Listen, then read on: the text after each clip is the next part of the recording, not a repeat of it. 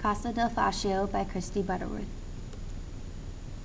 Considered the most famous Italian building of its period, Casa del Fascio, or House of Fascism, represents a rationalist approach to modern architecture through its focus on geometry and form with references to historical typologies.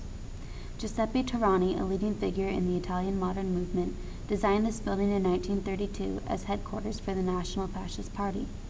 In addition to its role as a center of propaganda, it is located in the Piazza Giuseppe Garibaldi in Como, Italy.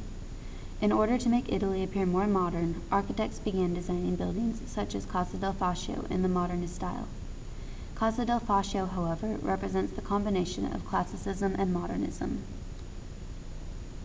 Torani conceptualized this building as a classical palazzo centered on a glass atrium.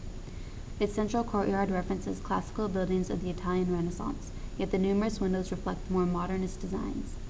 In examining the relationship of modernism and classicism, it is also important to note that the context of this building's surroundings serves an important role in defining its purpose.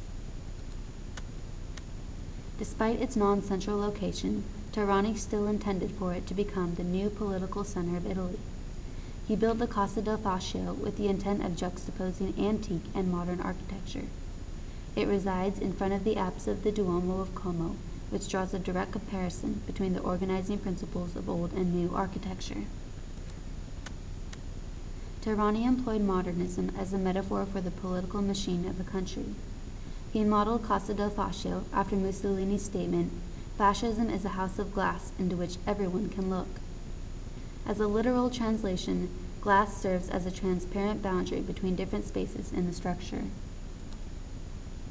For instance, it separates government offices and public areas, representative of the connection between the government and the people.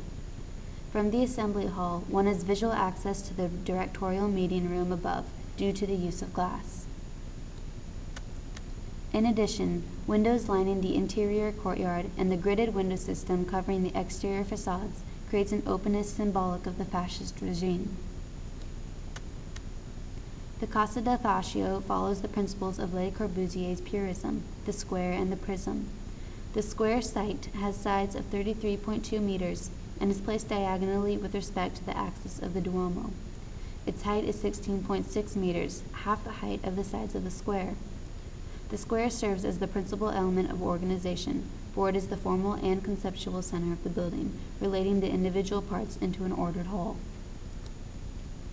As an example of the unity of individual parts, Torani derived the dimensions of the doors and windows from the dimensions of the structural supports.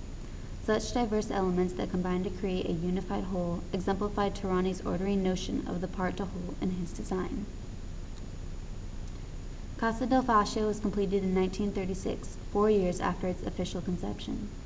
Not only did the structure serve a political purpose, it served the moral purpose of commemorating martyrs of the fascist revolution, evident in its use of rich materials such as white marble, crystals, and black opaline.